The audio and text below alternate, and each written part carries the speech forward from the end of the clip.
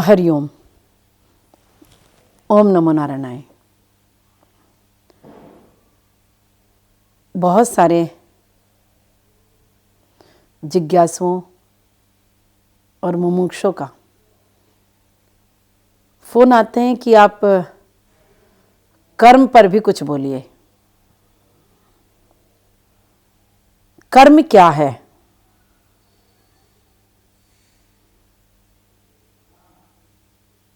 ये श्रीमद् भगवत गीता में भगवान श्री कृष्ण ने कर्म पर बहुत सुंदर बोला है। जीवन को कैसे जिया जाए, ये श्रीमद् भगवत गीता में भगवान श्री कृष्ण ने बहुत ही दिव्य, बहुत ही सुंदर ढंग से हमें गीता का ज्ञान दिया। कर्म 6 प्रकार के होते हैं। पहला कर्म नित्य कर्म, जो हम प्रतिदिन सुबह उठना,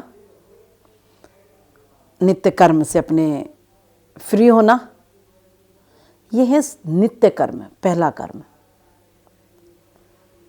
जिसमें प्रतिदिन हम भोजन करते हैं, एक दूसरे से मिलते हैं, कार्य करते हैं, ये नित्य कर्म है।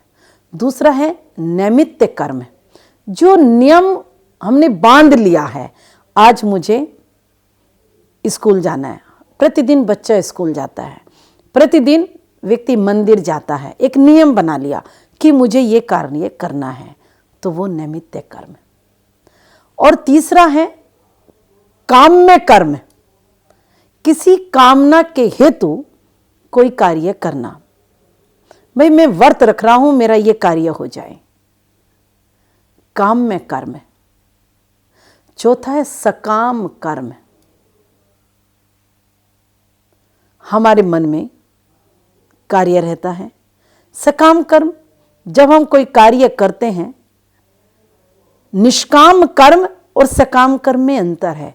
निष्काम कर्म बिना किसी मन में कोई कामना नहीं है, लेकिन हम परमात्मा की नित्य साधना करते हैं, उसे निष्काम कर्म कहते हैं।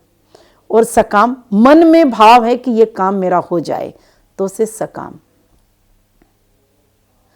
और पांचवा है संचित कर्म, जो हम पूर्व जन्म में, जो हम अपने संचित कर्म पूर्व जन्म में जो हमने कर्म किया है, उसे लेकर के वो जीव आता है, और बाकी माता पिता के वीर्य के द्वारा हमें वो कर्म प्राप्त हो जाते हैं, वो संचित कर्म हो जाते हैं।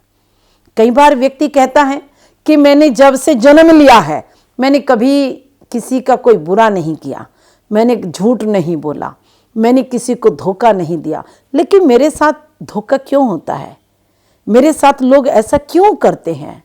तो यह संचित कर्म, पूर्व जन्म में जो आपने कर्म किया है, वो इकट्ठे होकर के इस जन्म में आपको वो कर्म प्राप्त हो गए हैं। और छठा, 7वां कर्म, उसका नाम है निषिद्ध कर्म। निषेध जिसको हम बोलते हैं ना, निषेध से ही निषिद्ध बना है, निषिद्ध कर्म। जो कर्म करने योग्य नहीं है, फिर भी हम उस कर्म को करते हैं। जैसे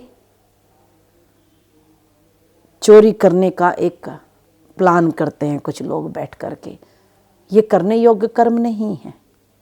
चोरी करना महापाप है, निंदा करना महापाप है।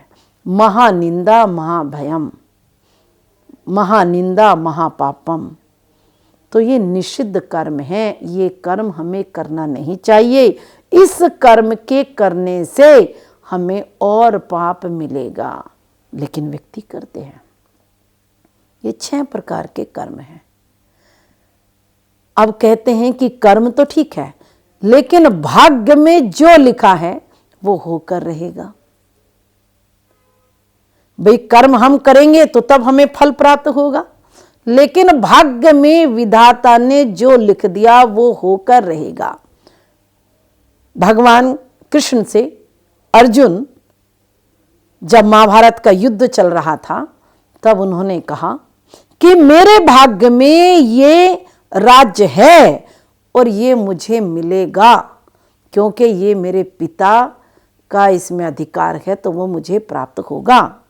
भगवान कृष्ण ने कहा, हे अर्जुन, हे पार्थ, भाग्य की बात, भाग्य में क्या लिखा है, क्या मिलेगा, उसे तो तुम छोड़ दो। पहले तो तुम धनुष बाण उठाओ और युद्ध करो, अपना कर्म करो उसे प्राप्त करने के लिए। तो तब अर्जुन ने युद्ध किया और उसके बाद उन्हें वो राज्य प्राप्त हुआ। कर्म, जब तक हम कर्म नहीं करेंगे हमें वो फल नहीं मिलने वाला, हमको कर्म करना ही पड़ेगा। कई बार कर्म करते हैं लेकिन फल नहीं प्राप्त होता है, संचित कर्म की वजह से, प्रारब्ध की वजह से। जैसे राजा दशरथ के पुत्र नहीं था, राजा दशरथ के पुत्र नहीं था। राजा दशरथ शिकार खेलने के लिए वन में जाता है और उसी समय श्रवण कुमार बूढ़े माता पिता को जल पिलाने के लिए एक तालाब के किनारे पर रुकते हैं और वो एक लोटा लेकर के जल को भरने जलाशय के पास जाते हैं। उस लोटे की आवाज से दशरथ को प्रतीत होता है कि शायद वहाँ हिरन जल पी रहा होगा और वहाँ से बाण छोड़ते हैं और वो श्रवण कुमार को लगता है उनकी मृत्यु हो जाती है। और जब दशरथ वहाँ पहुँचते हैं तो श्रवण बताते हैं कि मेरे माता पिता अंधे हैं और मैं उन्हें जल पिलाने के लिए यहाँ मैंने रखा, उन्हें बिठाया और मैं उनको एक तीर्थ यात्रा करा रहा हूँ और मेरे माता पिता को जल पिला दीजिए। श्रवण कुमार प्राण पखेरु हो जाते हैं, वो मृत्यु को प्राप्त हो जाते हैं। राजा दशरथ उस जल को पिलाता है, लेकिन हाथ के स्पर्श से माता पिता जान लेते हैं कि मेरा पुत्र नहीं है। आग्रह करते हैं, पूछते हैं कि तुम कौन हो? तो तब वो सारा वृतांत कहते हैं। पूर्व जन्म के कर्म के अनुसार और प्रारब्ध में वहां श्रवण कुमार श्राप देते हैं, उनके माता पिता श्राप देते हैं और कहते हैं, दशरथ, जैसे हम अपने पुत्र के वियोग में तड़प रहे हैं, एक दिन तुम भी अपने पुत्र के वियोग में तड़पोगे। पुत्र नहीं था उनके भाग्य में, लेकिन उन्होंने कर्म ऐसा किया कि उस कर्म के कारण श्रवण कुमार ने उन्हें श्राप दिया कि तुम भी अपने पुत्र की याद में एक दिन तड़पोगे और मृत्यु को प्राप्त होंगे। तो ये हमारे कर्म हैं। इन कर्म को हम जैसे चाहे वैसे करें, उसके अनुसार हमें फल प्राप्त होता है। तो आज 6 कर्मों का मैंने वर्णन किया। इसी कर्म में आगे एक एक कर्म का मैं वर्णन करूंगी। हरिओम तत्सत।